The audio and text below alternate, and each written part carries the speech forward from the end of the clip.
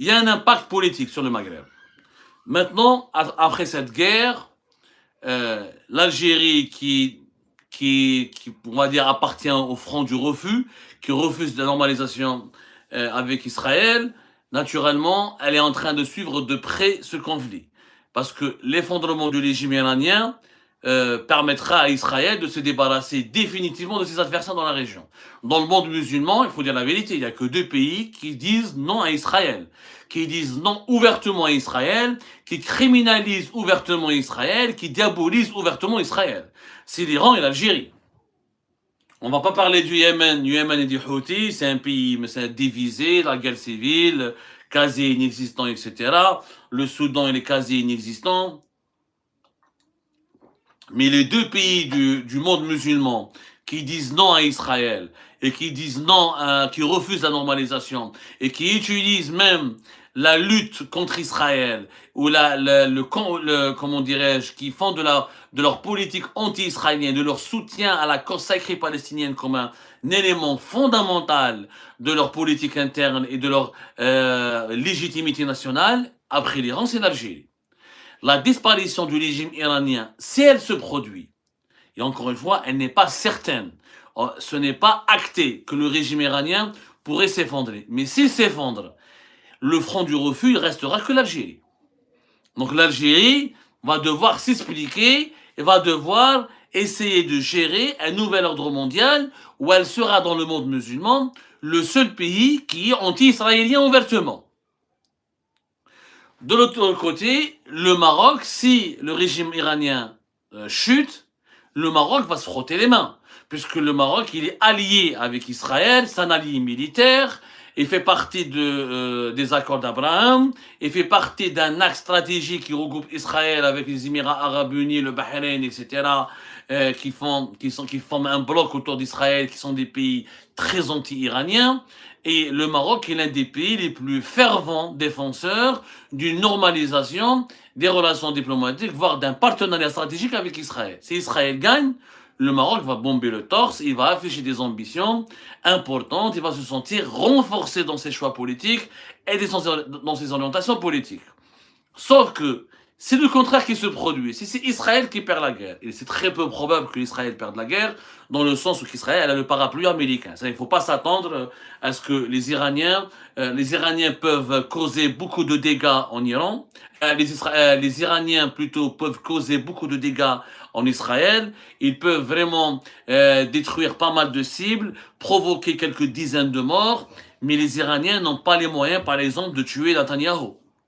Ils n'auront pas les moyens, sauf surprise générale. Sauf surprise générale, je dis bien, sauf qu'au théâtre, les Iraniens ne pourront pas détruire et neutraliser, par exemple, les décideurs israéliens de premier plan. Par contre, les Iraniens peuvent gagner la guerre à travers ce qu'on appelle la guerre de l'usure. Qu'est-ce que c'est que la guerre de l'usure? C'est-à-dire les Iraniens, ils ont une stratégie très claire. Je bombarde Israël, j'utilise tous mes missiles, je sème la terreur, je vais encaisser plus de pertes civiles et militaires, mais je vais réussir à fatiguer les Israéliens. L'Iran, c'est un pays beaucoup plus peuplé, beaucoup plus important que l'Israélien. L'économie iranienne, elle est déjà à bout, mais elle est résiliente. La population iranienne, elle est habituée à l'embargo, à la résilience, etc. C'est pas le cas de la population israélienne qui est attachée à la prospérité, qui est attachée à la paix, etc. Si cette guerre dure plus d'une semaine, plus de 10 jours, les boucliers antimissiles israéliens pourraient montrer des défaillances, les munitions d'Israël pourraient manquer cruellement, et le moral de la population israélienne pourrait être ébranlé, et l'économie israélienne va perdre énormément d'argent et de points de croissance et le pays sera déstabilisé, appauvri. Le ciel israélien sera saturé parce qu'il n'y aura plus de liaisons aériennes. Israël donc pourrait vraiment être avec l'usure, hein, au bout d'une guerre d'usure, elle pourrait être affaiblie et déstabilisée. C'est complètement possible. Et ça, c'est l'Iran qui va gagner. Parce que si le régime iranien, malgré Khamenei, soit assassiné, s'il ne tente pas, et s'il ne fait pas de grandes concessions, et si au bout de 10-15 jours, il arrive à fatiguer les forces militaires israéliennes, notamment les systèmes antiaériens, et s'il arrive à causer des dégâts et à provoquer des explosions dans les plus grandes villes israéliennes, l'Iran peut sortir, si c'est pas vainqueur, ex aequo, au moins va sauver l'honneur. Et là, c'est Israël qui va reculer. C'est son prestige, c'est le mythe de sa toute-puissance, et c'est la supériorité militaire et technologique d'Israël qui ne sera pas établie de façon absolue. Et là, l'Iran pourrait gagner. Si l'Iran gagne, le Maroc et les alliés d'Israël dans la région seraient dans une situation inconfortable, voire même très désagréable, d'abord auprès de leur population, parce qu'auprès de leur population, les gens vont demander des comptes, ils vont se dire que la population marocaine n'est pas totalement favorable à l'alignement systématique du Maroc sur les positions israéliennes. Les populations dans plusieurs pays musulmans, même si l'Iran est un pays chiite, et Dieu sait qu'il y a des divergences importantes entre les chiites et les sunnites, sauf qu'on voit bien que les Israéliens, quand ils bombardent, ils tuent des enfants. On a vu une école à Téhéran qui a été totalement ravagée, etc. On voit que la guerre a fait beaucoup de pertes civiles, de victimes civiles, etc. Et que les opinions publiques arabes peuvent se solidariser avec l'Iran, même si l'Iran attaque et lance des missiles sur les capitales arabes comme Abu Dhabi, comme le Koweït, comme Bahreïn, comme Doha, etc., au risque de provoquer des morts civiles et au lieu de s'attaquer à des cibles militaires américaines comme c'est annoncé par les autorités iraniennes. Mais il est possible que cette guerre d'usure, que l'Iran mène une guerre d'usure.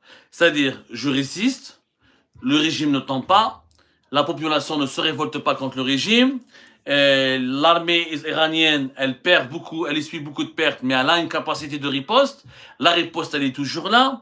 L'Iran, selon les experts, selon les notes des experts les mieux renseignés, les plus informés en ce qui concerne les questions, les questions de militaire et les questions de défense nationale, l'Iran a un stock important de missiles, notamment des missiles qui peuvent faire 2000 km.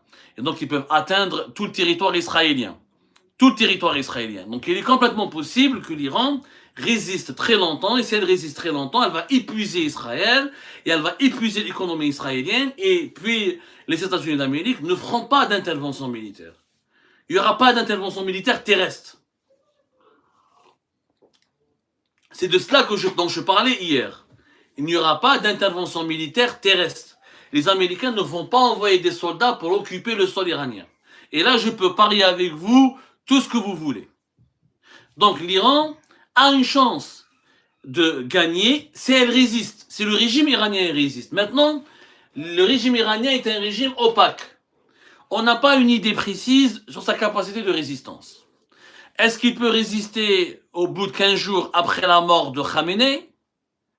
Parce que dans la guerre des 12 jours de juin 2025, le leader du régime n'a pas été décapité, n'a pas été assassiné, n'a pas été neutralisé. Là, on est dans une situation complètement différente.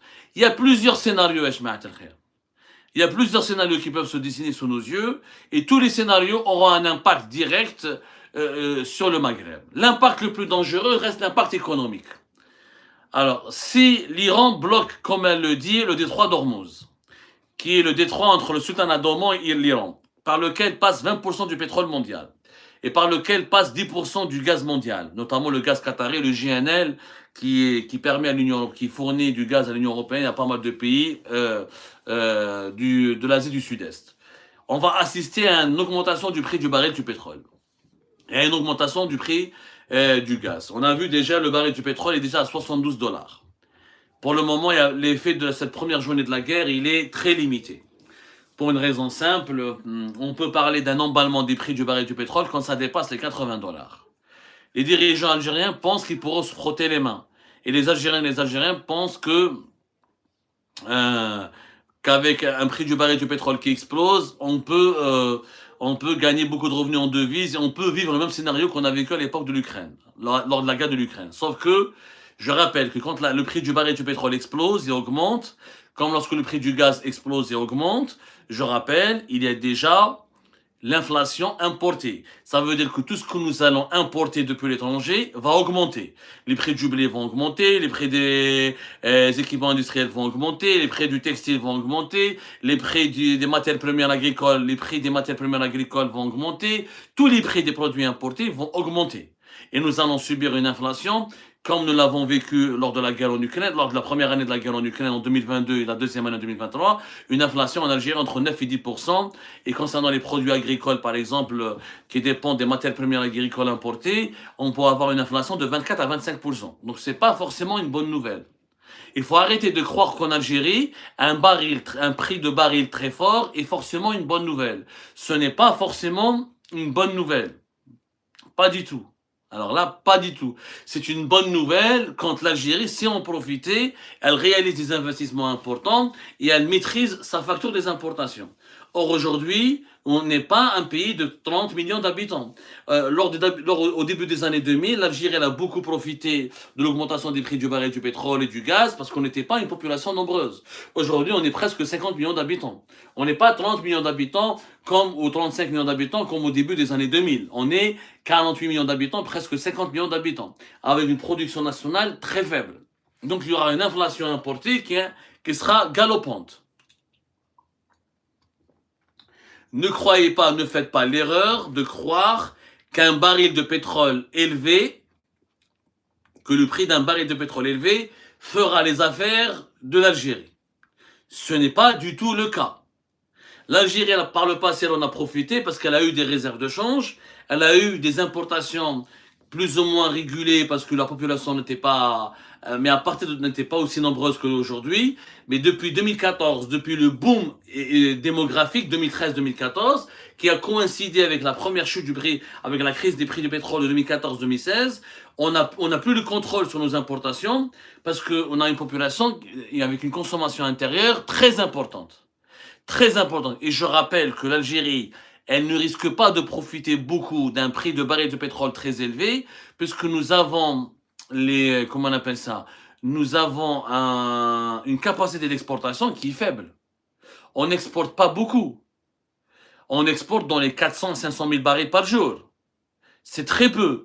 Pour profiter d'un baril de pétrole très fort, il faut exporter 1 million à 1,5 million. Donc, ça ne fera pas vraiment nos affaires. D'ailleurs, moi, je ne suis pas sûr que le prix du baril du pétrole va dépasser les $80. Je pense que dans cette guerre, les Saoudiens et les Américains vont intervenir pour augmenter leurs quotas de production afin d'équilibrer et de rassurer le marché mondial. Je le pense honnêtement, et je ne crois pas que la fermeture du détroit d'Ormuz sera une chose facile à faire pour les Iraniens. Je crois que les Américains ont dépêché toute leur flotte militaire la plus importante, justement pour protéger ce détroit et pour empêcher que les Iraniens ne le ferment définitivement. Je le pense sincèrement. Je le pense sincèrement. Je vois mal comment les Américains vont laisser le détroit d'Ormuz fermé et monopolisé par les Iraniens. Voilà, mesdames et messieurs, les grands enjeux. Les grands enjeux de cette guerre. C'est une guerre. Alors, Trump, j'ai vu une question qui a été épinglée sur TikTok, mais elle a été trop rapidement. On va passer à des questions-réponses. Je voulais vous donner une analyse globale, l'impact sur l'Algérie, sur le Maghreb. Et ce conflit-là, encore une fois, l'Algérie, elle est dans un camp, le Maroc est dans un autre camp. Il aura un impact sur les relations algéro-marocaines. Et encore une fois, je le répète, la principale leçon, elle est géopolitique. Quand on a les fortes tensions diplomatiques et les fortes tensions entre et la guerre ouverte, une guerre froide, et une guerre diplomatique, aujourd'hui, elle peut dégénérer en affrontement militaire.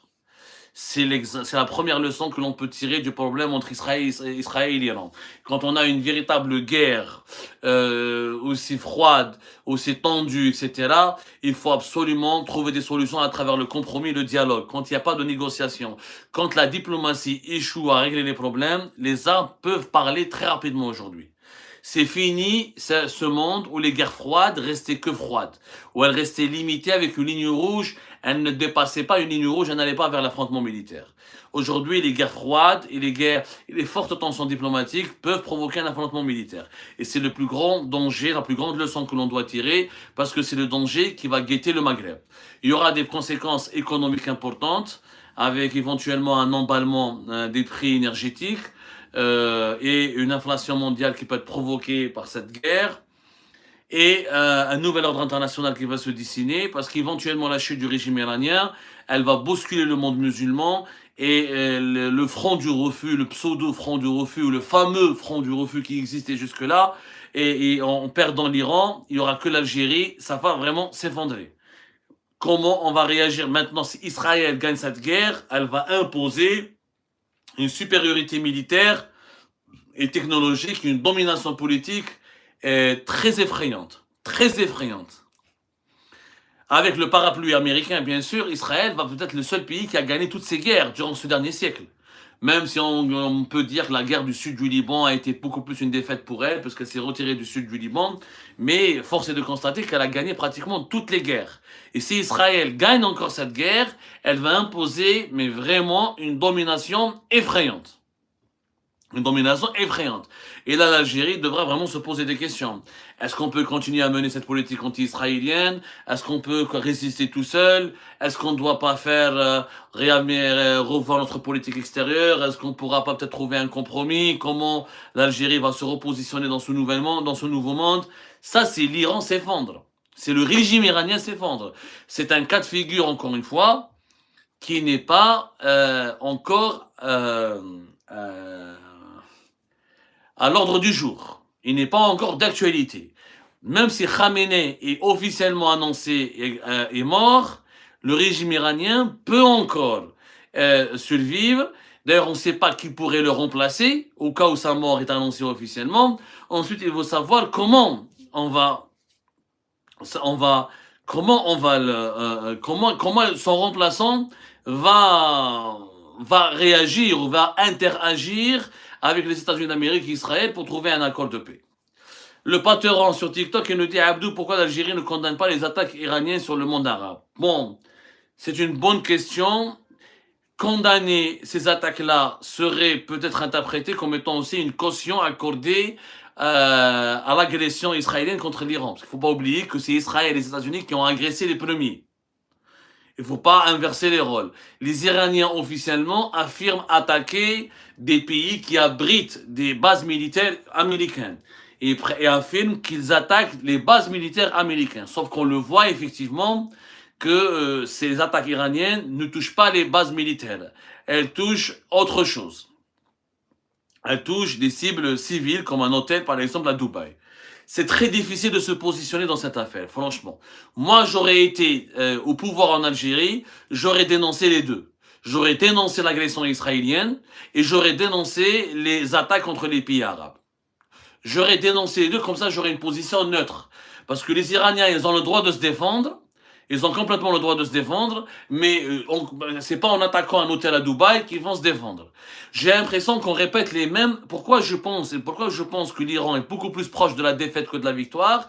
Parce que rappelez-vous, lors de la première guerre du Golfe, Saddam Hussein faisait la même chose. Il lançait des attaques contre des pays arabes lors de l'invasion du Koweït et ça touchait pas vraiment des bases militaires.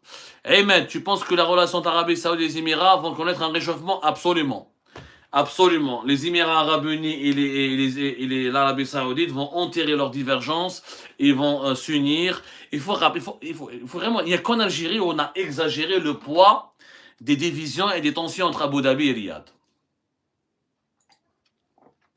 On a vraiment exagéré le poids des divisions entre Abu Dhabi et Riyad. Il y a eu des divisions à cause du Yémen, il y avait des divergences à cause du Yémen, mais aujourd'hui, il faut savoir que les monarchies du Golfe sont sunnites, qu'elles seront toujours solidaires et que leur instinct de survie, que leur besoin de survie les pousse à rester solidaires et à empêcher ce que l'Iran ne domine la région. Il faut savoir que si l'Iran gagne cette guerre, qui sera menacé demain? C'est les monarchies du Golfe.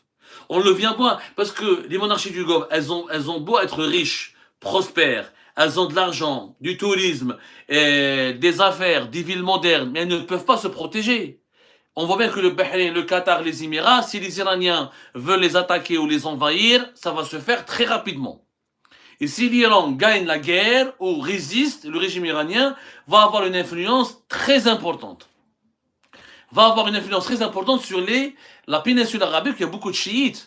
En Arabie Saoudite, il y a des chiites. Au Bahreïn, il y a des chiites. Au Yémen, il y a des chiites. Ensuite, en Oman, il y a des chiites. Même le chiisme peut prospérer aux Émirats aussi, et au Qatar, etc. Et la peur atroce, la peur profonde, notamment des Émirats arabes unis et de l'Arabie Saoudite, est de voir l'Iran imposer une hégémonie régionale. Il faut savoir que cette guerre Iran-Israël, il y a aussi une sous-guerre qui est entre les monarchies du Golfe et l'Iran.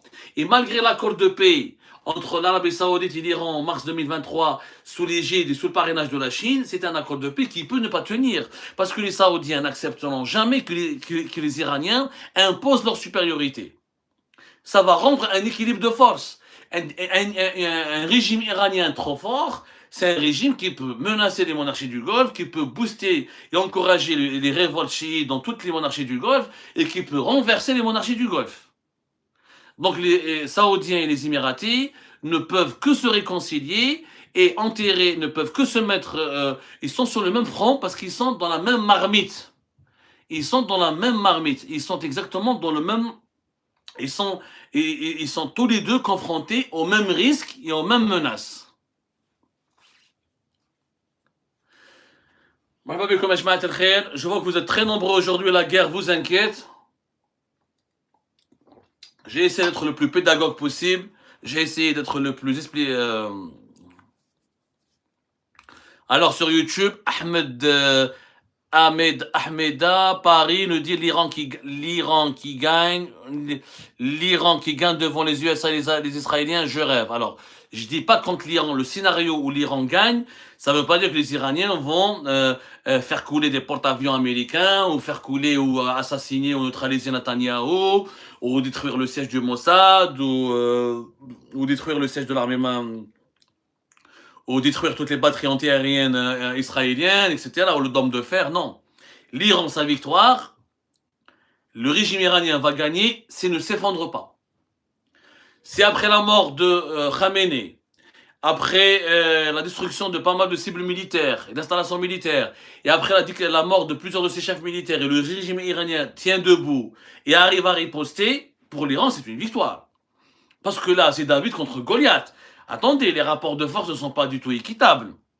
Là, on parle, l'Iran n'a pas le même statut militaire que Israël et que les États-Unis d'Amérique. Et qu'aujourd'hui, on ne peut pas dissocier Israël des États-Unis d'Amérique. Certes, Israël est une puissance militaire régionale, mais le parapluie américain permet à Israël de gagner beaucoup de guerres. Si Israël devait mener ses guerres toute seule sans le parapluie américain, ça aurait peut-être changé la donne. Mais l'Iran, s'il résiste, le régime iranien résiste, et il ne va pas tomber, il ne va pas s'effondrer, ça peut être interprété comme une victoire importante pour l'Iran. Ça veut dire que l'Iran est un régime solide, un dur à cuire, qu'il restera comme une pierre dans la sonde d'Israël et des États-Unis d'Amérique. Donc moi je te fais mon mlih. Mohamed sur TikTok il nous dit ça profite à Trump que le baril augmente car il va pouvoir vendre le pétrole vénézuélien. C'est pas aussi sûr. N'oublie pas Mohamed qu'un baril qui monte c'est aussi une inflation importante aux États-Unis d'Amérique. Et que le problème aujourd'hui de Donald Trump, c'est comment réguler l'inflation. Et que le pouvoir d'achat des Américains et des consommateurs américains est une préoccupation majeure pour Donald Trump. C'est pas sûr. Moi, je pense que, je dirais plutôt d'après les prévisions, d'après les experts que je juge, moi, les plus crédibles et les mieux informés, c'est qu'il y aura une stratégie américano-saoudienne pour bloquer les prix du baril de pétrole à moins de $80. Parce qu'au-delà de $80, c'est vrai que les compagnies, le pétrole de schiste américain va en profiter aussi parce qu'il va être vendu. Mais l'inflation aux États-Unis, c'est un énorme problème. On oublie aussi que le plus grand perdant dans cette histoire, c'est la Chine. Rappelez-vous, hier, je vous l'ai dit. Je vous ai dit que Donald Trump veut affaiblir la Chine. Il veut cibler la Chine à travers l'Iran. Il ne fait pas la guerre à l'Iran juste pour l'Iran. Ou juste contre le régime iranien. Il cible aussi la Chine. Pourquoi? Pour la Chine, le pétrole iranien, c'est 15% de sa consommation. Et le pétrole iranien, il est vendu à la Chine 10 à 15 dollars moins cher, entre 10 et 12 dollars moins cher que le baril qui est vendu sur le marché mondial. Un pétrole iranien qui peut plus atteindre, qui peut plus parvenir à la Chine sera obligée de l'acheter plus cher ailleurs. On dit que d'après des notes et des notes de synthèse provenant des centres de recherche en Chine et des médias chinois, que la Chine a préparé un scénario, elle a fait ses prévisions et qu'elle a stocké beaucoup de barils de pétrole pour se préparer éventuellement à cette coupure, à cette privation du pétrole iranien. Mais la Chine va vraiment avoir elle va vraiment avoir beaucoup de difficultés à gérer les conséquences économiques de cette guerre. Alors, Shinit Fodel, Abdo, cette guerre sera-t-elle économiquement un avantage pour l'Algérie? Merci, non, pas du tout. Elle ne sera pas du tout un avantage. J'ai répondu à cette question tout un moment. Je l'ai dit, un baril de pétrole dans la configuration actuelle de l'Algérie, un baril de pétrole dont les prix augmentent n'est pas du tout une bonne nouvelle. C'est une fausse bonne nouvelle. Je dis bien, c'est une fausse bonne nouvelle. C'est une bonne nouvelle dans la mesure où on aura des revenus pétroliers et gaziers plus importants. Sauf qu'on aura une inflation des produits, des matières premières que l'Algérie importe et qui sera très importante. Et on aura une facture d'importation qui va peser énormément sur les finances du pays. Et ce n'est plus une bonne nouvelle. Pourquoi? Alors, au début des années 2000, l'Algérie a profité du boom pétrolier, notamment de 2008 à 2011, 2012, parce que l'Algérie produisait plus de 1 million de barils de pétrole jusqu'à 1 300 000 barils de pétrole. Et qu'on pouvait exporter entre 800 000 et 900 000 barils de pétrole. Là, en ce moment, on produit 900 000 barils de pétrole. Et on a presque 400 000 et quelques, presque 500 000 pour le marché local. On a 400 000 et quelques pour les exportations. Donc on ne va pas beaucoup en profiter. On ne va pas beaucoup profiter, attention. C'est un mythe de croire que l'Algérie va beaucoup profiter. On n'est plus un pays de 30 millions d'habitants. On est un pays de presque 50 millions d'habitants. On ne peut pas gérer l'inflation importée, elle sera galopante. Et je l'ai expliqué tout à l'heure, et elle aura un impact désastreux sur les finances de l'Algérie. Si j'augmente mes revenus du pétrole et du gaz, mais je dois par la suite trouver des moyens pour faire face à l'augmentation de ma facture des importations, alors le régime Tebboune va limiter les importations certainement, mais après, il y aura des pénuries. Tu peux pas limiter l'importation de l'huile, du sucre, des céréales, du café, du riz, des légumes secs, tout ça va augmenter. Tout ça va augmenter. Mécaniquement et automatiquement après une augmentation du baril du pétrole. Parce que quand l'énergie augmente, la production des matières premières agricoles augmente, la production des équipements industriels augmente, la production de tout ce qui est produit manufacturier augmente.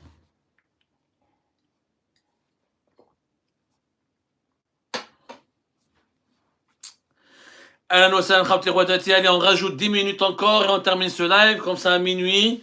On va les refaire une autre, on va actualiser les informations encore une fois. Et on fera un deuxième live demain, Inch'Allah. Alors, une autre question sur YouTube peut-être?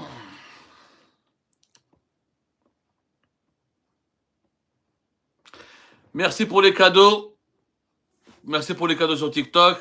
Mehdi, l'homme de la situation, franchement, oui, l'Amamra, il a du génie, c'est un bon connaisseur des relations internationales, il a un très bon carnet d'adresses. Effectivement, c'est le régime iranien chute. Je pense pas que Tebboune au pouvoir est une bonne nouvelle pour l'Algérie. Je vous dis la vérité. C'est le régime iranien chute. Il faut un changement de régime urgent en Algérie parce qu'on va avoir plein d'ennemis.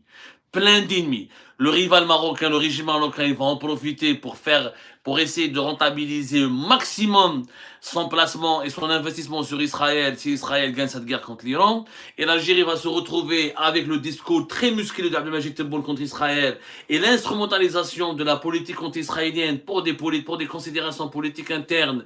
Je vous rappelle qu'Abdelmajid Tebboune, il a construit en partie sa légitimité sur la lutte, sur la diabolisation et la criminalisation de tout lien avec Israël. Si maintenant Israël détruit l'Iran, le régime iranien, et que le régime iranien sombre, que le régime algérien se retrouve être le dernier régime nationaliste, pana-arabe, pro-palestinien et anti-israélien, on sera dans une situation très difficile. Très très difficile. Donc je pense il est clair que un homme comme Al-Amamra pourra gérer sa situation avec beaucoup plus de sagesse. Il faudra que l'Algérie, le régime algérien se déradicalise, qu'il fasse des efforts pour trouver sa place dans cette nouvelle scène, sur cette nouvelle scène internationale complètement chamboulée. L'effondrement du régime iranien, ça sera un cataclysme. S'il se produit, il peut se produire, attention. Plusieurs experts disent que c'est vrai que le régime iranien il a survécu plus de 50 ans, il a survécu pratiquement 4 décennies, voilà, 4 à 5 décennies à toutes ces crises, il a relevé tous les défis, mais là aujourd'hui avec la mort de Khamenei, est-ce que sa succession pose problème? Vous avez une population qui se révolte de plus en plus, qui en a marre de l'isolement, qui en a marre de l'embargo international, qui en a marre de la théocratie, qui en a marre de cet Iran qui est géré par des religieux déconnectés de la réalité. Donc, il faut savoir que le régime iranien aujourd'hui, il peut tomber. Il y a un contexte économique qui est très dur pour l'Iran aussi, un contexte économique vraiment dur pour l'Iran, avec une inflation énorme, avec une misère sociale énorme, avec un appauvrissement énorme. L'économie iranienne, elle a montré des signes d'affaiblissement très dangereux, et puis les Iraniens, ils voient bien que les Chinois et les Russes ne font rien pour eux. Les Chinois, ils peuvent faire quoi? Envoyer des aides. Comment est-ce que la Chine va oser entrer en une confrontation militaire avec Israël et les États-Unis d'Amérique? J'en doute. Et puis la Chine, elle est bloquée parce que l'argument officiel des États-Unis d'Amérique et d'Israël est d'empêcher l'Iran d'avoir une bombe nucléaire pour déstabiliser la région, pour protéger la sécurité régionale. Comment la Chine peut justifier une intervention auprès de l'Iran? Et est-ce que la Chine a la capacité d'intervenir au niveau de... La Chine n'a jamais mené une guerre extérieure, très loin de ses frontières. La dernière intervention militaire chinoise était en 1950, les années 50, en Corée, dans la guerre de Corée. L'armée chinoise, on ne sait pas ce qu'elle vaut. Il faut dire la vérité, on sait ce que vaut l'armée américaine. Elle a perdu le Vietnam, certes, mais elle a dominé l'Irak, elle a conquis l'Afghanistan, elle a fait des interventions, l'armée américaine elle est présente sur tous les continents, elle a des bases militaires importantes, partout, elle a des groupes. L'armée chinoise, qu'est-ce qu'elle vaut? On ne sait pas ce que l'armée chinoise, mais on ne sait pas ce que l'armée chinoise va valoir. Donc, l'effondrement du régime iranien aujourd'hui, il est une forte probabilité. Vraiment une forte probabilité. Allez, encore une question sur YouTube.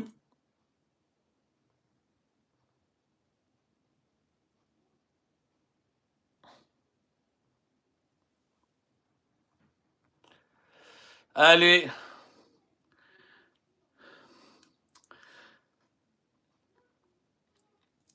Alors, bonsoir sur YouTube. Atla, bonsoir Monsieur Samad. Pensez-vous que Tebboune sera le suivant? Non, non, Tebboune n'est pas une menace pour Israël. Faut arrêter. Tebboune n'est pas une menace importante ni pour Israël ni pour les États-Unis d'Amérique. Faut arrêter. L'Algérie n'a jamais été une menace existentielle contre Israël. L'Iran est une menace existentielle contre Israël. C'est pas le cas de l'Algérie. L'Algérie n'a pas de programme.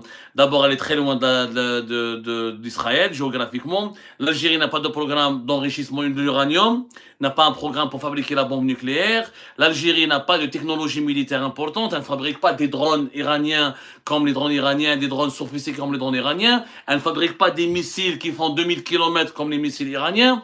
Et voilà, l'Algérie n'a pas un géant qui menace l'Israël comme le géant iranien. C'est deux choses différentes. L'Algérie ne soutient pas le Hezbollah militairement et financièrement, elle ne soutient pas le Hamas financièrement et militairement. Il n'y a pas de raison. Là, Israël ne voit, pour Israël, l'Algérie n'est qu'un pays qui parle. C'est vrai, il est anti-israélien, il est anti-sioniste, mais beaucoup plus pour la consommation intérieure. C'est pas une menace. Pour les États-Unis d'Amérique et pour Israël, l'Algérie, le régime algérien n'est pas une menace existentielle. C'est un pays en Afrique du Nord qui a des valeurs, qui a un passé, qui a des positionnements quelquefois problématiques, qui a des prises de position quelquefois qui peuvent énerver les États-Unis d'Amérique et Israël, mais pas plus ni moins. C'est pas une menace existentielle. Donc, c'est pas une priorité. À l'Algérie, c'est pas une priorité pour Israël. Là, par contre, soutenir le Maroc contre l'Algérie, ça peut. Les Israéliens peuvent affaiblir, ils peuvent déstabiliser l'Algérie dangereusement, et peuvent étouffer l'Algérie dangereusement en soutenant tous les rivaux de l'Algérie dans la région. Ça, c'est possible. Avec les Émirats Arabes Unis, avec le Maroc, avec le maréchal Haftar en Libye, avec éventuellement les États du Sahel. Israël, si elle règle le problème du régime iranien, elle va vouloir par la suite, le deuxième objectif d'Israël, à mon avis, c'est de normaliser toutes ses relations avec le monde arabe, le voisinage et le monde musulman, et d'imposer à tous les pays arabes et musulmans son existence, et la reconnaissance officielle de son existence. Et à ce moment-là, oui, il est possible. Il est possible mais les Israéliens ne vont, pour déranger l'Algérie ou pour la déstabiliser, n'ont pas besoin d'user de grands moyens. Ils peuvent miser sur ses rivaux. Ils peuvent susciter, on voit bien qu'il y a une droite israélienne, il y a des lobbies israéliens qui suscitent beaucoup, qui soutiennent beaucoup le MAC, le mouvement pour l'autodétermination de la Kabylie. Donc la carte du séparatisme, la carte de la division de l'Algérie, empêcher l'Algérie de profiter des investissements internationaux, de profiter d'une certaine modernisation grâce à des investisseurs étrangers, de conquérir des marchés internationaux. Ça, c'est complètement possible. Ça, c'est possible. Mais l'Algérie n'est pas une menace existentielle pour le régime, pour Israël, comme le régime iranien. On est dans deux. L'Iran est un véritable géant. Là, le régime algérien, c'est du carton par rapport au régime iranien. Et l'Iran fabrique des armes, elle fabrique des chars, elle fabrique des voitures. Elle est en train de fabriquer, elle essaie de fabriquer une bombe nucléaire. Non, c'est pas un pays de Hamoud Boualam ou de Qalbelouz. L'Iran est une véritable puissance. Qu'on le veuille ou non, c'est une véritable puissance régionale et locale avec des fondamentaux solides. C'est pas le cas de l'Algérie. L'Algérie, c'est un pays important dans la région, en Afrique du Nord. Mais il faut pas déconner, on n'est pas ni d'ailleurs aucun pays maghrébin n'est véritablement une puissance. L'Algérie, le Maroc, tout ça, la Tunisie, on est des pays ultra sous-développés par rapport à l'Iran. On n'a pas les mêmes infrastructures économiques, on n'a pas les mêmes infrastructures militaires. On achète des armes à la Russie, mais on n'a pas les drones, on n'a pas les missiles balistiques, on n'a pas les moyens militaires dont l'Iran dispose. Donc il faut arrêter de croire que l'Algérie peut hanter ou peut déstabiliser Israël. Les Israéliens le savent très bien. Et d'ailleurs, c'est pas du tout une priorité. La priorité d'Israël, c'est de sécuriser son voisinage, d'éliminer toutes les forces qui lui sont hostiles dans son voisinage immédiat.